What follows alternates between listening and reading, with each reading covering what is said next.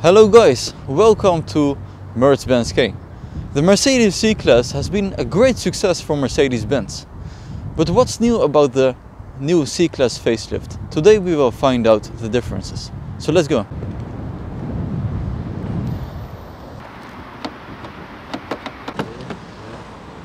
There must be something wrong with the key.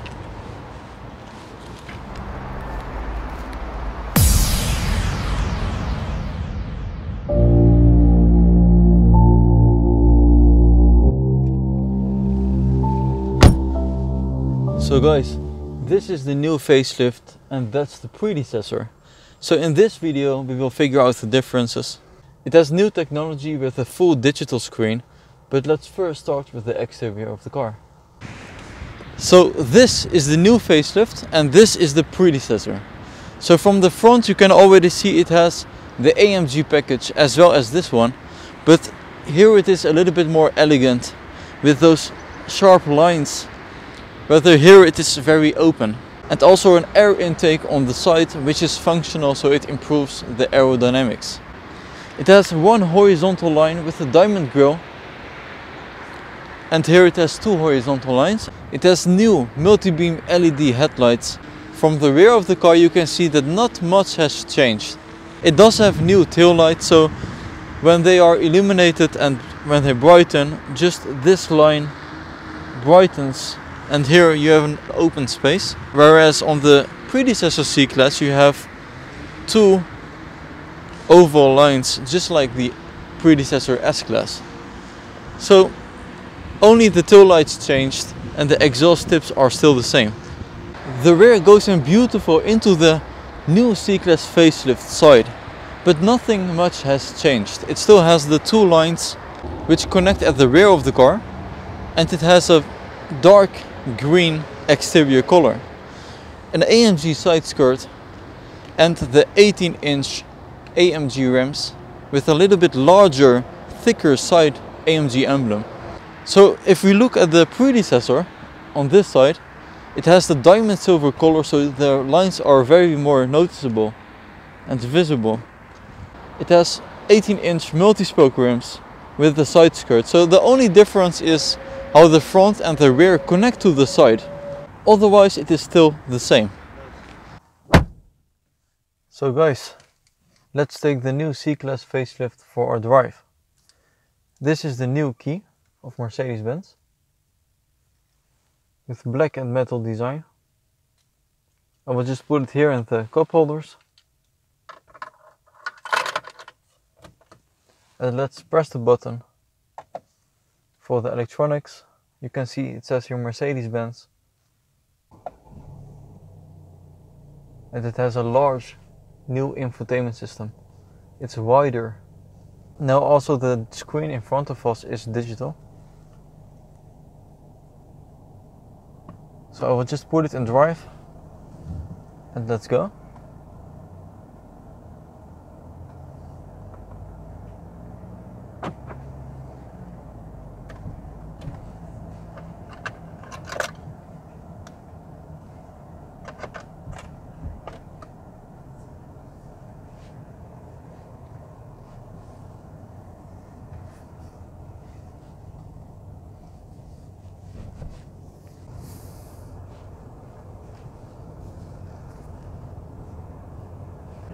The main difference for the new facelift C Class is here in the interior. It still has the beautiful center console, and it now has the new technology, so a larger infotainment system screen which is wider, and also the screen in front of us is full digital. And it has the new Mercedes-Benz steering wheel.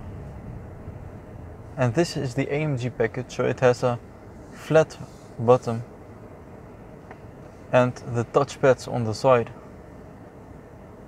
with beautiful leather stitching and a brown interior. It also has the option for the wood trim. It's better in my opinion compared to the glossy black. And the start button is now the same as in the E Class and the S Class facelift.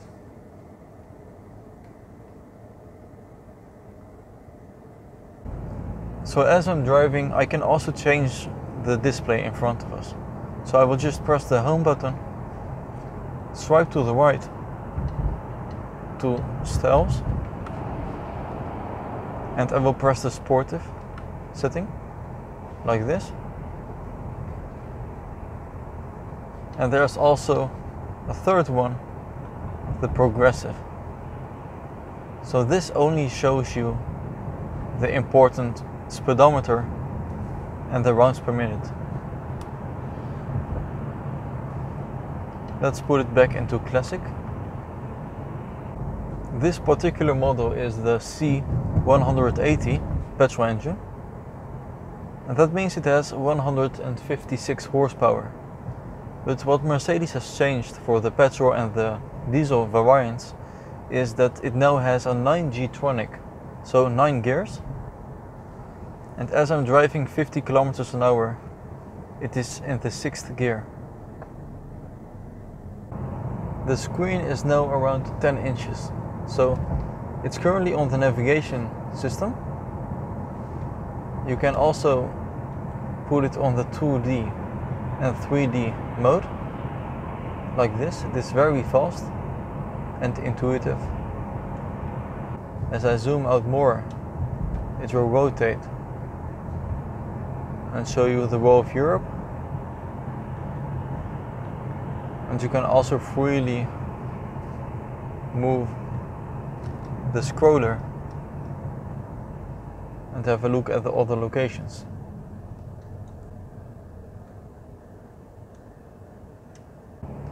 So let's press the vehicle button, and this will take you to the vehicle settings. So you have the dynamic select. This shows you the engine information, so how much torque you're using and the kilowatts, and the vehicle information.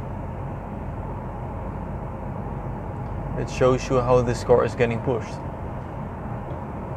Other than that, it has the assistance package, so cameras and the active braking assist, the attention assist, and the blind spot assist. Consumption. As I mentioned, this is the C180 with a 4-cylinder 1.6 liter engine, and the consumption around the city is just around 10 liters. And on the highway it is expected to be around 7 liters. So let's focus on how this car actually drives. So we are now entering the highway, and it is a great opportunity to have a feeling and see how comfortable it is.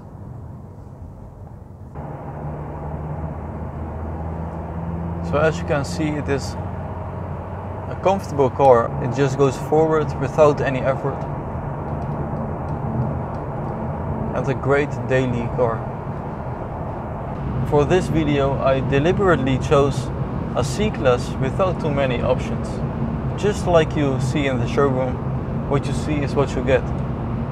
It does have the necessary options such as the AMG Package, the large digital screen and infotainment system, as well as the root option for the center console. With the air suspension, it becomes a little bit more comfortable. It will absorb the bumps. But this one doesn't have the air suspension, and as I'm driving 100 kilometers an hour, it's still very comfortable.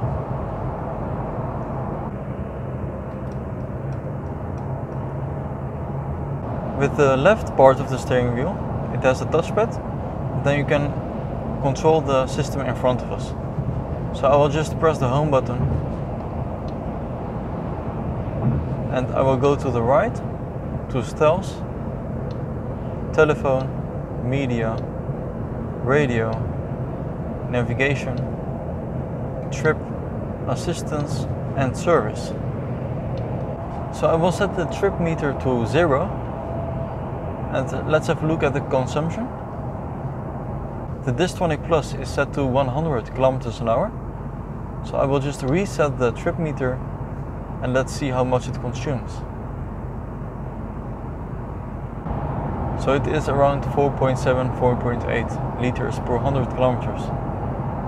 So let's increase the speed to 120 kilometers an hour. I have to wait because we are going downhill. Put it on 0 again and let's see how much it consumes at 120 kilometers an hour. So it consumes around 6.5 liters per 100 kilometers on average. So now let's set it to 130 kilometers an hour. And I will put it on 0. And let's drive a little so we have a great average. Around 6.6 or 6.7. Let's increase the speed to 140.